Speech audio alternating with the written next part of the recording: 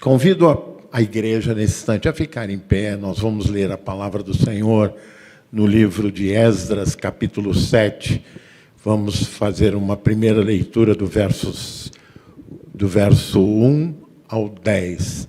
Eu vou pular o 2 e o 3, porque é uma sucessão de genealogia.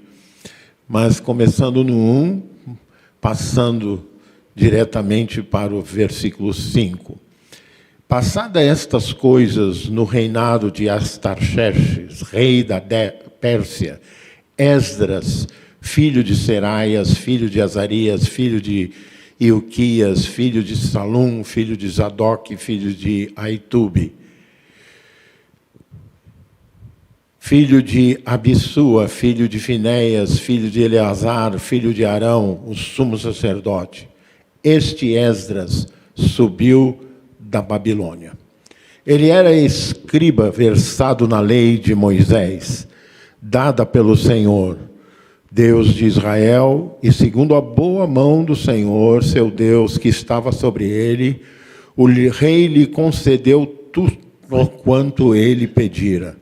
Também subiram a Jerusalém alguns dos filhos de Israel, dos sacerdotes, dos levitas, dos cantores, dos porteiros, dos servidores do templo, no 7º ano do rei Astarxerxes. Esdras chegou a Jerusalém no 5º mês do 7º ano deste rei, pois no primeiro dia do primeiro mês partiu da Babilônia, e no primeiro dia do 5º mês chegou a Jerusalém, segundo a boa mão de Deus estando sobre a sua vida. Porque Esdras tinha disposto o coração para buscar a lei do Senhor e para cumprir e para ensinar em Israel e os seus estatutos e os seus juízos. Oremos. Senhor, obrigado, porque a tua palavra é viva. Passaram-se cerca de 2.500 anos diante desse testemunho, e ele continua vivo para a nossa vida. Abençoa cada coração e fala conosco, em nome de Jesus. Amém. Ser como Esdras é ser alguém que tem temor de Deus. Ser como Esdras é ser alguém que leva a palavra de Deus a sério. O que levou Esdras nesta viagem? Ou seja, o reconhecimento do rei Astarxerxes, e esse período que suplanta o período de Nabucodonosor, rei de Babilônia, rei dos caldeus, é um período que eu diria, de certa maneira, abençoado por Deus. Quando você abre o profeta Isaías celebra a ascensão e crescimento do poderio de Ciro, rei da Pérsia. Por quê? Porque a Pérsia, que assumia o domínio do mundo naquela época, reconhecia o valor da religião de Israel. O próprio Nabucodonosor foi impactado. Vocês lembram que logo após os 4 valentes da fornalha, a palavra que foi dada pelo próprio Nabucodonosor foi: quão grandes são os seus sinais. Nabucodonosor, um rei pagão, que queria obrigá-los a adorar a Gilgamesh e os demais deuses da Babilônia, diante do poder de Deus e da evidência da presença de Deus, abre sua boca e diz: quão grandes são os seus sinais, quão poderosas as suas maravilhas. O seu reino é o reino sempiterno, e o seu domínio de geração em geração. Mas perceba que, a semelhança de Nabucodonosor, nós encontramos pessoas citando a Bíblia, mas o mesmo Nabucodonosor, que lá no capítulo 4 faz, e logo no capítulo 5 faz tal declaração, mais adiante ele levanta nova perseguição contra Daniel e contra os servos de Deus. Porque ler a Bíblia, conhecer alguns fundamentos da Bíblia não é suficiente, tem que ter uma experiência com o Senhor da Bíblia, que é o Deus Criador, que é o Deus revelado em Jesus Cristo. Esdras estava absolutamente convencido disso. Estabeleceu prioridade. A reforma e o retorno do cativeiro que começara com Neemias, que não era da classe sacerdotal. Neemias era simplesmente um homem instruído da lei, temente a Deus, que nós chamamos em teologia o resto santo de Israel, que lá ficara na Babilônia, enquanto alguns que no cativeiro aderiram, se converteram às benesses e maravilhas do reino pagão, havia sempre um resto santo, que é chamado. Ou seja, um povo que decidiu não se contaminar e não comer das comidas sacrificadas aos ídolos. Ou seja, não era todo Israel, mas era um grupo que decide, à semelhança da minha expectativa desta igreja, que decide adorar somente a Deus e reconhecer como sabedoria a sabedoria que vem de Deus, emanada da sua Escritura. Enquanto Neemias vai à frente, tentando reorganizar, porque o povo, depois da destruição do templo em Jerusalém, o povo que ficara na terra, também se perdera. Diz a história que os que tinham algum poder oprimiam os mais pobres, os que tinham algum poder também levantavam e ofereciam sacrifícios nos lugares altos. Neemias vem e começa a reorganizar a vida do povo com uma primeira leva. E em seguida consegue reconstruir, diríamos, a cidade de Jerusalém. O livro de Ageu, eu recomendo a leitura porque descreve um pouco dessa reconstrução. E não só reconstruir a cidade, como reconstruir o templo. E aí Deus levanta Esdras. Por que Esdras? Porque era da família sacerdotal. Para reconstruir o culto digno ao Deus do céu e da terra. Então Esdras é levado segundo a boa mão de Deus. E diz o texto que ele, que era escriba versado na lei de Deus, tinha sobre ele a boa mão de Deus. Diga assim: eu quero também que a boa mão de Deus esteja sobre a minha vida. Nós estamos falando de Esdras, e Esdras entrou na Escritura, porque a boa mão de Deus estava sobre a vida dele. Você não tem chance de sucesso se a boa mão de Deus não estiver guiando os teus passos, tocando o seu coração e conduzindo a tua vida. Isso expôs em Esdras, né, que não só ele foi liberado para reerguer o culto a Deus, oferecer sacrifícios a Deus, como, mais do que isso, Deus, olha só, Deus o abençoou para que o rei Artaxerxes desse a ele todos os recursos necessários para retomar o culto a Deus. Recursos financeiros, e não só recursos financeiros, como também todo o pessoal envolvido, os cantores. Ou seja, Deus move e faz uma obra completa, não pela metade. E não só isso, ele devolve, ele retoma, porque a Pérsia conquistou todo o domínio da Babilônia. Ele devolve os utensílios do templo que haviam sido levados por Nabucodonosor para a Babilônia.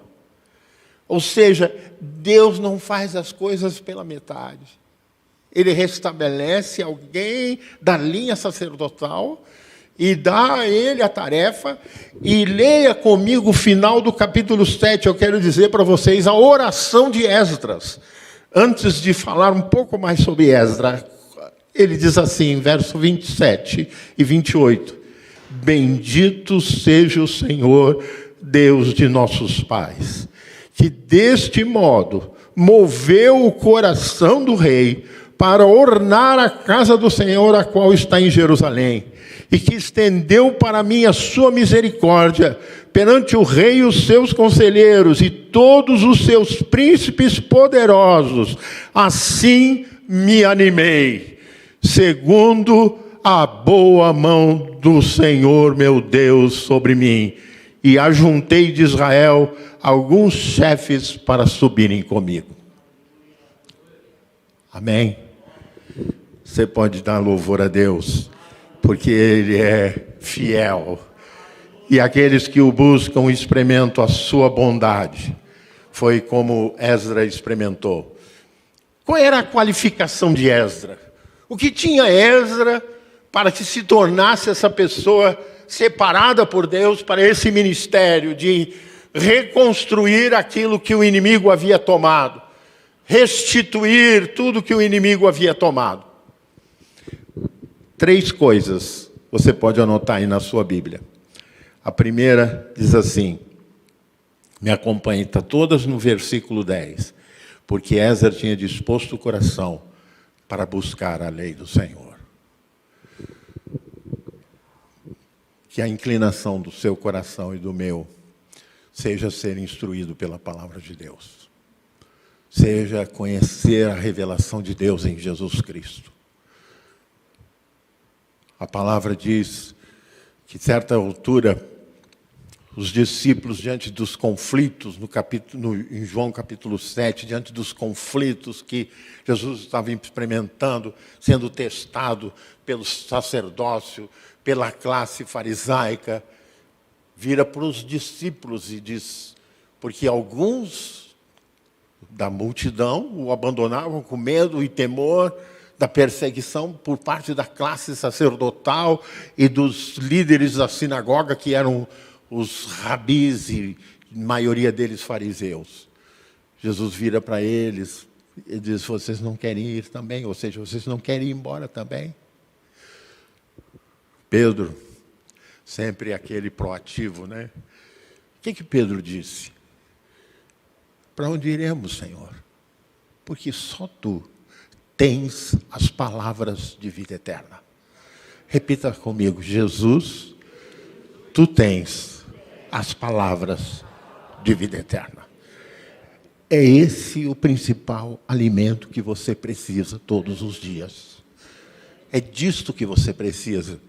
Do verbo feito carne, Jesus, aquele que te dá as palavras de vida eterna.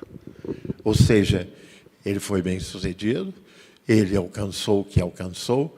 Hoje eu estou lendo Esdras, e eu estou compartilhando o ministério de Esdras. Eu estimulo você a continuar lendo esse livro no dia de hoje, durante a semana, para você aprender de Esdras. Mas Esdras havia disposto o coração. Quando a Bíblia fala de coração, fala de mente, fala de emoção, fala de garra, fala de aplicar todas as nossas energias. Isso era o que Esdras havia disposto. Buscar a lei do Senhor e para a cumprir. Olha só, para a cumprir. Abra sua Bíblia no Salmo 19. Antigamente, nós cantávamos um cântico no Salmo 19, que eu acho que vocês, a maioria aqui, a menos que alguns sejam da minha geração, podem lembrar. Eu não vou cometer a atrocidade de ofender os ouvidos de vocês com a minha voz desafinada cantando. O pastor Evander é um bom cantor. Mas 19, versos 7 a 10. Me acompanhe. A lei do Senhor é perfeita e restaura a alma. O testemunho do Senhor é fiel e dá sabedoria aos simples. Os preceitos do Senhor são retos e alegram o coração. O mandamento do Senhor é puro e ilumina os olhos. O temor do Senhor é límpido e permanece para sempre. Os juízos do Senhor são verdadeiros e todos igualmente justos. são mais desejáveis do que o mel e o destilar dos favos. São mais doces do que o mel e o destilar dos favos. A gente cantava assim: a lei do Senhor é perfeita e restaura a alma. O testemunho do Senhor é fiel e dá sabedoria aos simples. São mais desejáveis do que o ouro depurado. São mais doces do que o mel e o destilar dos favos. Assim é. Há muito da palavra para você. Há muito de ensino para você. Há muito de energia para você. Há muito de livramento para você. Imagine um povo escravizado, que não tinha armas, que não tinha força física. De repente, ele é liberado. Mas não é liberado apenas pela decisão do rei, porque diz claramente que todos os juízes, todas as autoridades chegam a um acordo que deveriam liberar o povo, liberar Esdras e dar a ele, restituir a ele tudo que havia sido tomado. Mas isto não se dá com qualquer um, irmãos. Se dá com homens e mulheres cuja vida está aplicada nos caminhos de Deus, que tem intimidade com o Senhor e cuja palavra é realmente autoridade sobre a sua vida. É isso que Esdras nos ensina. Esdras, e eu volto a ele, não só tinha disposto o coração para buscar, mas para cumprir. Todos os membros da igreja sabem quais são os deveres do crente. Muitos de nós sabemos o que a Escritura pede de nós. Mas uma coisa é termos a palavra na mente lembrada, mas a palavra precisa se tornar carne. Porque a palavra que se faz carne é a que salva. Porque é Jesus, aquele que se fez carne e te amou e me amou até a morte e morte de cruz. E isso significa que cumprir a palavra é torná-la prática na sua vida. É torná-la prática na vida dos seus filhos. Irmãos e irmãs, eu digo isso não por vaidade, mas digo pela alegria de ver a fidelidade do Senhor.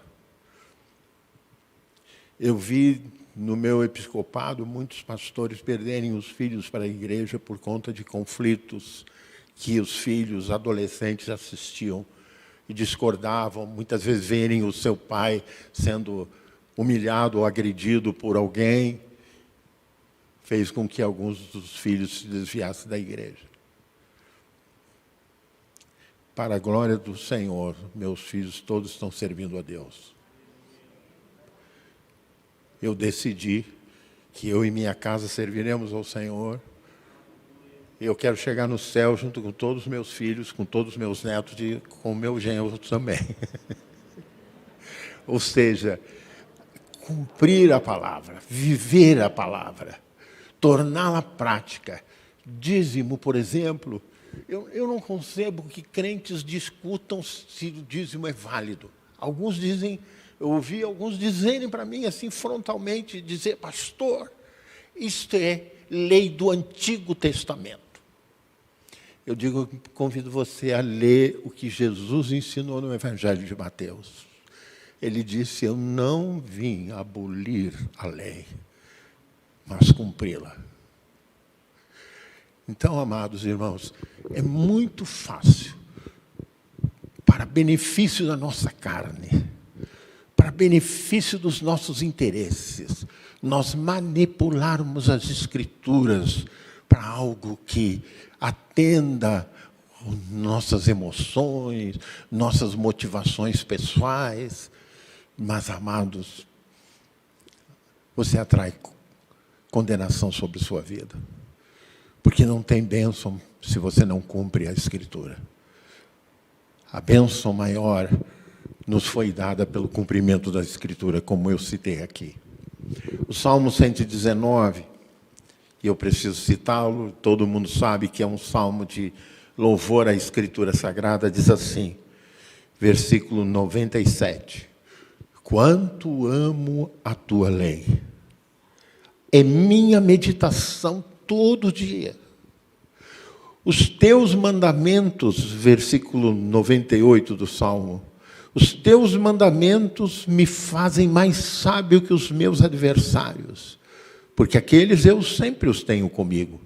Compreendo mais do que todos os meus mestres, porque medito nos teus testemunhos.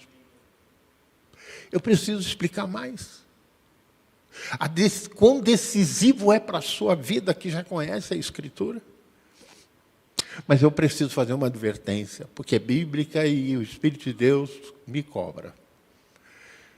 Jesus, contando a parábola do administrador infiel, ele termina dizendo assim para os discípulos, porque aqueles que muito foi dado, muito será cobrado.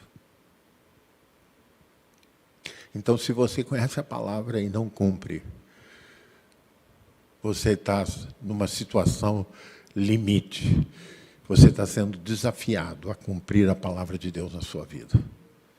E ele termina a parábola dizendo, aquele sofrerá muitos açoites. Eu tenho visto, amados irmãos, pessoas, não é, na minha caminhada pastoral, experimentarem duramente a disciplina do Senhor, por conta de não ter aplicado o seu coração em cumprir a palavra do Senhor. E, finalmente, quero caminhar para o final. O bispo Almir dizia, pastor Evander, pastor Hélio e pastor Guto, que quando o pregador diz finalmente, significa que se você realmente confia nisso, que você é uma pessoa otimista. Porque o finalmente não é o finalmente nosso, é o finalmente do pregador. Mas eu quero terminar. Diz assim, e para ensinar em Israel os seus estatutos e os seus juízos. A Bíblia e toda a tradição profética do Antigo Testamento pode ser demarcada por denúncia e anúncio. Por isso diz os seus estatutos e os seus juízos. Porque a quem muito foi dado, muito será pedido. Então, na medida que você aprendeu a Bíblia e que ela entrou na sua vida, você tem que cumpri-la. Porque há um juízo sobre o não cumprimento. Por isso diz, seus estatutos, os fundamentos de Deus e os seus juízos sobre os que não se submetem aos estatutos de Deus. As pessoas lá fora que nunca leram a Bíblia ou que conhecem só frases soltas, elas terão um juízo menor do que eu e você, na medida que nós intencionalmente descumprimos a palavra de Deus. Se a gente pode trazer um marco, Abraão foi o homem da fé, não é? Isaac foi o da perseverança, Jacó também. Moisés foi o da resiliência, apesar que em algum momento ele acabou golpeando a pedra, né?